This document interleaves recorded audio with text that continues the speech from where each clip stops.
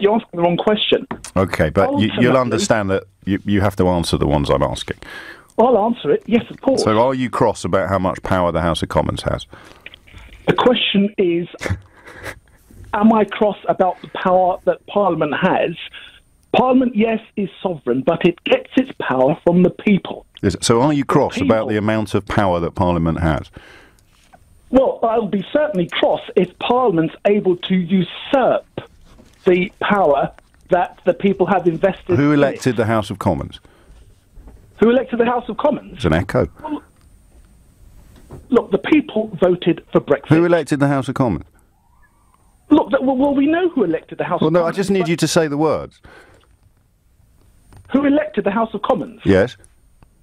The House of Commons has been lent power. It is lent Who elected power by the people. Who?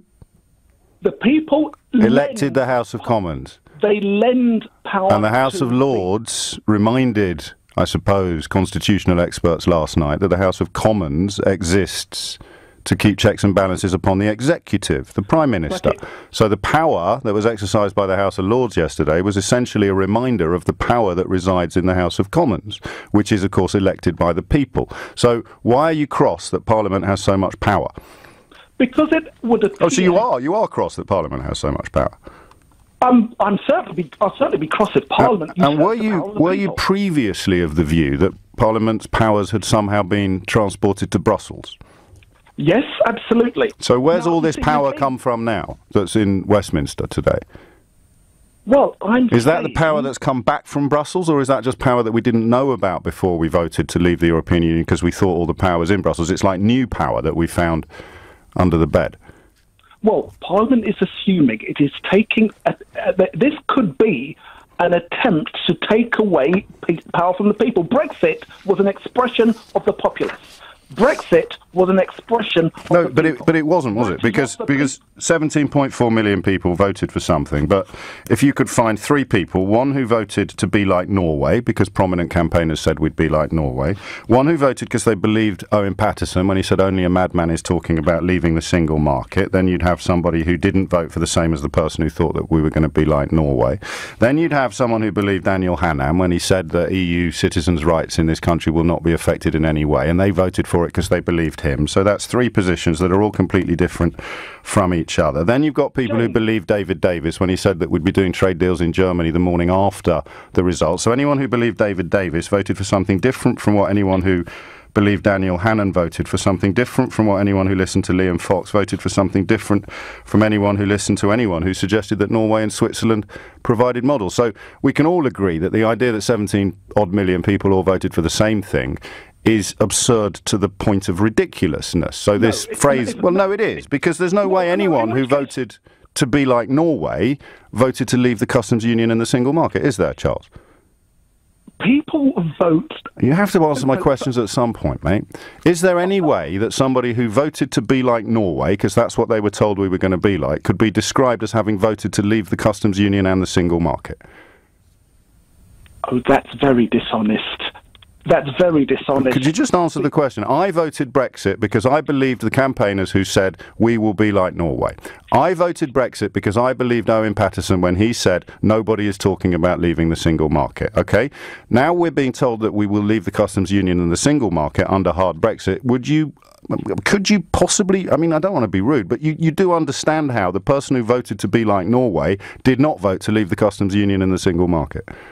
I'm sorry, James, but... I'm sorry too, but I just a yes or a no, because I'm essentially asking you whether 2 + 2 = 4, and the fact that you don't want to answer speaks volumes, Charles. No, look, James... No, look, Charles, if I voted to be like Norway, did I vote to leave the customs union and the single market? If you voted for Brexit, you voted to leave the customs union... No, but I was told we wouldn't have to. I was told we could be like Switzerland. That's why I voted Brexit. So how can you claim that the person who voted to be like Switzerland is the same as the person who voted to leave the customs union and the single market? How could you claim that the person that believed David Davis when he said we'd be doing deals in Germany on the morning after the referendum voted to leave the single market without a trade deal?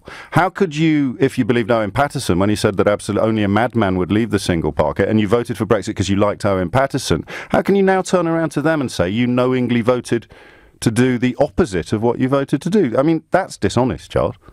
No, what I think you're doing is now trying to completely invalidate the vote. No, I'm not at all.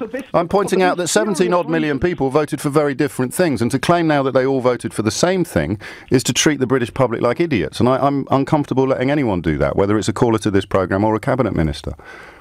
Well, I don't accept... So let's just recap then. Are you here to argue that somebody who voted to leave the European Union because they believed either that we could be like Norway, or that we could be like Switzerland, or that only a madman would talk about leaving the single market, or that we'd be doing trade deals with the Germans on the morning after the result, or that it would be the easiest deal in human history? So anyone who voted for it because they believed any of those 5 positions, and we both know I could go on for ages and possibly come up with 500 different positions, are you here to tell me that actually, without realising it, all of those people voted for the same thing, Charles? I am saying they all voted to leave, and you can't... No, Charles, are you telling me that they all voted for the same thing? I voted to leave on the understanding that we would be like Norway. Now you're telling me we can't be anything like Norway. Are you still telling me that I voted for what you're telling me I voted for? People voted for something. Now, this feeling you've got inside now, that frustration you feel at the facts being laid out in front of you, that's called cognitive dissonance. And what makes you still cling to the notion that 17-odd million people voted for the same thing, despite having it very politely and intelligently explained to you how easy it is to prove that millions of them voted for completely different things from each other, that's the point at which you have to ask yourself what it is you think you're going to win.